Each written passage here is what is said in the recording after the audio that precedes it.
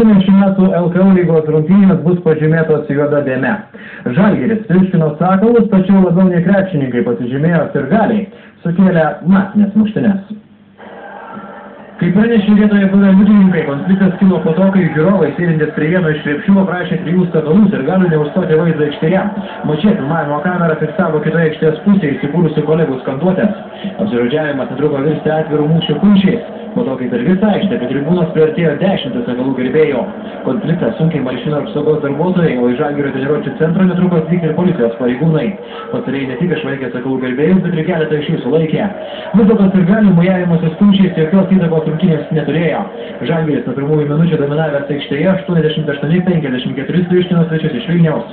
Nugalėtams Martynas Pocius pelnė 17 taškų, Sakalams Gintaras Leonavičius įmetė 13. Spalvingos debiutinės rungtynės Ramūnui Budutui tikėkimės taps puikiu startu ir kitąmet, kuomet Žalgirio lauks žūtbūtiniai mūšiai Eurolygoje.